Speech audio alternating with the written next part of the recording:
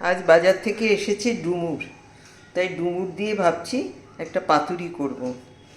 তার জন্য কি কি উপকরণ লাগছে দেখিয়ে দিই।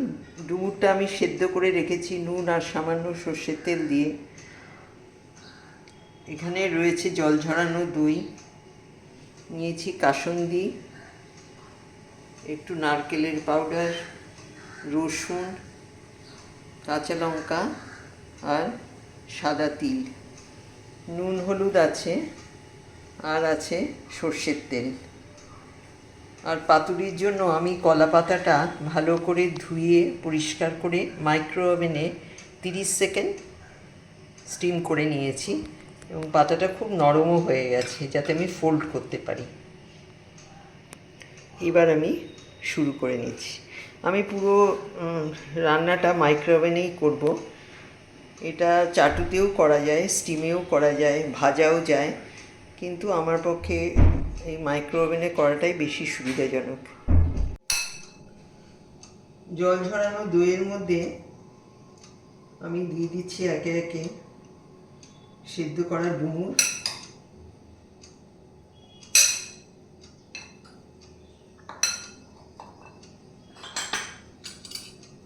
নারকেলের পাউডার,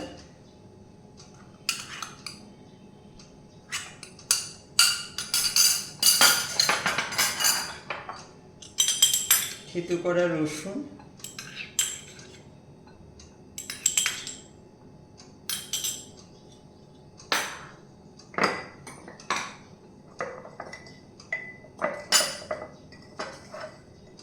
স্বাদ অনুযায়ী নুন আর সর্ষের তেল। এবার আমি পুরো মিশ্রণটা ভালো করে মিশিয়ে নেব।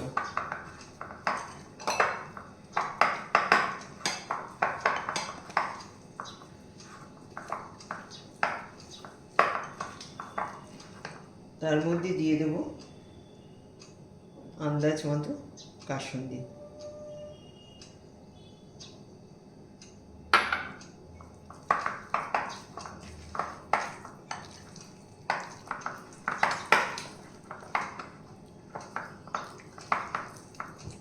এবার আমি এক একটা পাতার মধ্যে এভাবে সাজিয়ে নিচ্ছি।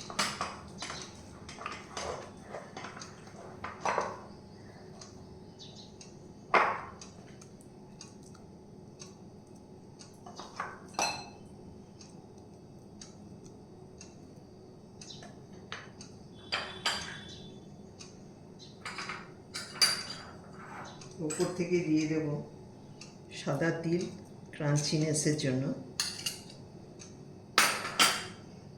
দিয়ে দেবো আরেকটু সর্ষের তেল,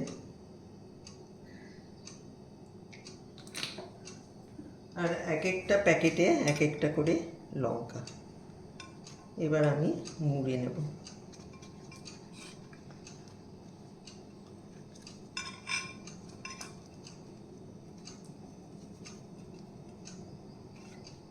এইভাবে আরও 3টে করে নেব। 4টি প্যাকেটই আমার রেডি হয়ে গেছে। এবার আমি মাইক্রো ওভেনে দিয়ে দেব 1 মিনিটের জন্য। রেডি হয়ে গেল আমার ডুমুরের পাতুরি। গরম ভাতের সাথে খুবই ভালো লাগবে।